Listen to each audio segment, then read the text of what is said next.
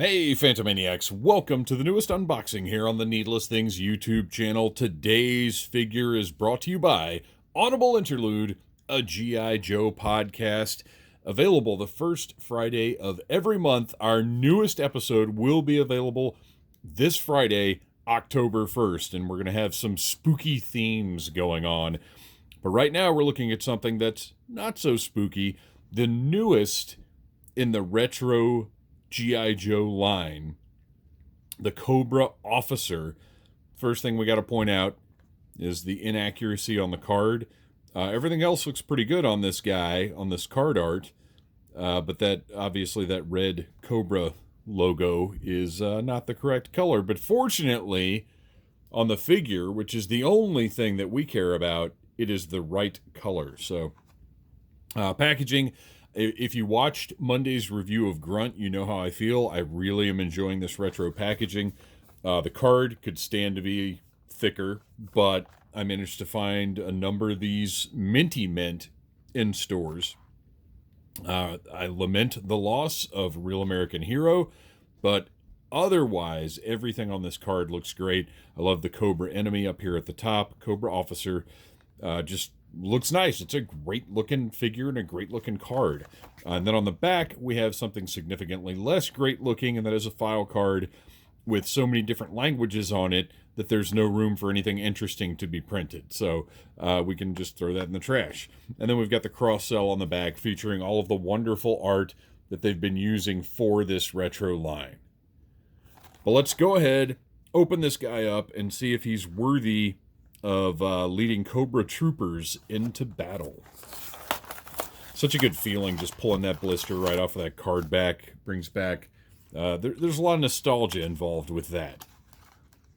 And this guy comes with a ton of gear. The Cobra Trooper came with a bazooka, which was a nice piece. Always good to have something extra. I'll never understand people that complain about too many accessories. Like, oh, what am I supposed to do with all these hands and guns and stuff? Put them in a bag and put them in the drawer, and maybe someday you'll need them. But like, give me as many accessories as you want to, Hasbro and every other toy retailer. I'm gonna bust out my trusty 1964 box cutter and just slice through that tape rather than struggling with trying to get it off of the tray there.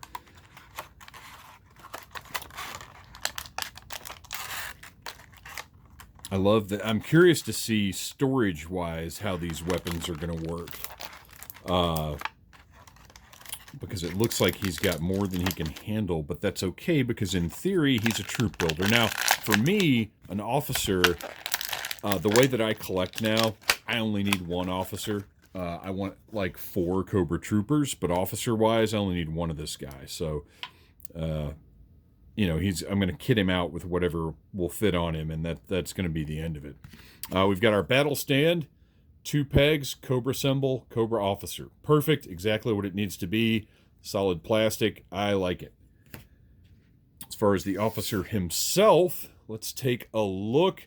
He's got the silver Cobra logo, as it should be right there. It is going across his zipper on his uniform, but I wish it was a little bigger, but at the same time, if it was, it would just be underneath his web gear, and I like this web gear design. So I think we're good on that. It's fine. Doesn't bother me. Now, something I noticed, okay, so this is horrible. It's not as bad as it was on Grunt, because at least the figure can face forward and it's really not that noticeable, whereas on Grunt, it was a little closer to the front. So if the figure's just facing forward, this awful, awful designation is visible. Here, it still stinks, but at least the figure can look normal. Otherwise, you've got lots of sculpted business going on with his uniform, all in blue. When I initially saw this officer and the trooper, I kind of didn't like all this extra business, partially because it is sculpted in blue, partially because it just seems like unnecessary stuff. But now that I've sort of adjusted myself to this new tooling style that Hasbro's giving us in the retro line. I like it because they're defining a look, I guess. This is something different. This is something new, and I like it for that. Articulation-wise, you've got a really nice pivot in that elbow. Both the elbows, you know, they're not double jointed, but they are, for me, I would rather have the single joint with the deep pivot. Works for me. Great shoulder joint. Actually, I just noticed ratcheting shoulder joint. So not bad. The head moves about as much. Now, this is a nice detail here. So take a look at the head with the black mask pulled up. Really nice looking eyebrows, eyes, great paint job there. But let's take a look at this neck with the actual sculpted mask detail and the black going all the way up. Looks really nice. They did a great job on that. And then this web gear with the gray paint, giving a little extra detail here, a little extra look to it. Very nice. Here we've got the, I've already moved them, you've seen it, the thigh swivels, double jointed knees with the knee pads. And then the boot tops, which, by the way, these just pop right off. Kind of nice. And they, again, as I mentioned in the grunt video, they pop right off, but they don't fall right off. So nice. And then the boot has the, basically what I'm thinking of now is the modern ankle joint, where you've got that swivel and then you've got the rotation there. So articulation-wise, these are fantastic. Proportionally, I really like the look of these figures.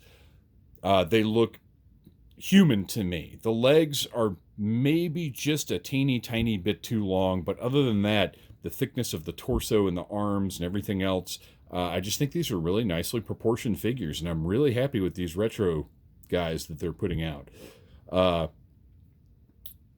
Just a nice looking Cobra Officer. I prefer him to the Cobra Troop, honestly, mainly because the Cobra Troop has the blue gloves that look a little goofy to me.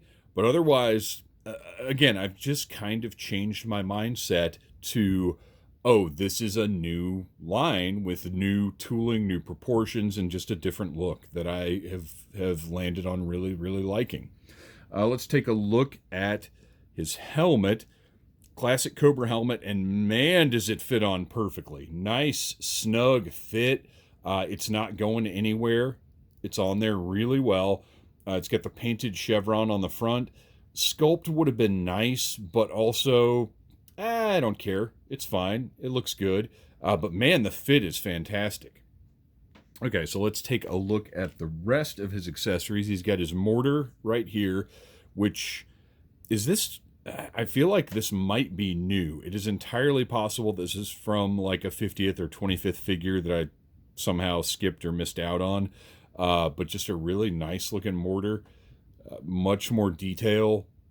And I would imagine if we're going to get... my hope is that they're going to redo the original 1982 Joes with the grunt buck. So hopefully we will see this mortar again. Looks nice.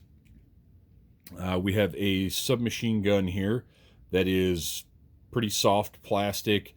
In this instance, there's a little warping going on with that front grip right there, but just the sculpted detail is so nice. It's a great looking weapon.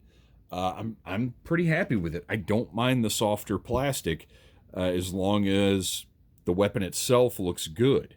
That's going to go right in his hand there. Finger will go through the trigger guard.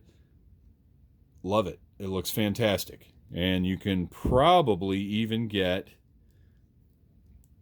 with a little effort, a nice double grip on this one. If I can get that second grip. Yeah. So this guy, ready to cause problems for Joe and the general public.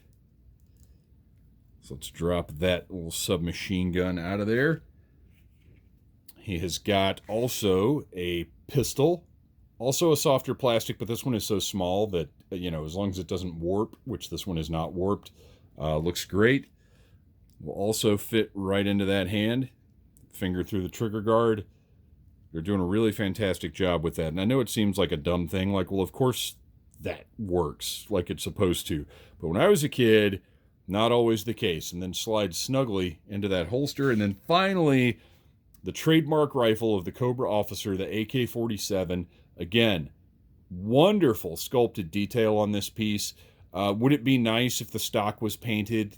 Sure, but also I'm okay with it being all black. That works for me.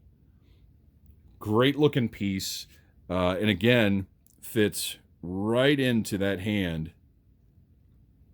And you get the great Cobra Officer look.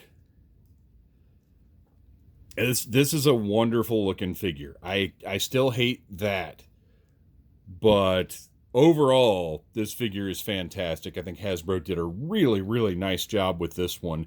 I think you're going to be happy to have this guy on your shelf.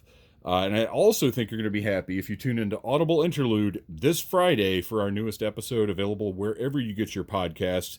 You guys, thanks for watching. Please like, subscribe, share, tell your friends about needless things, and remember, Cobra.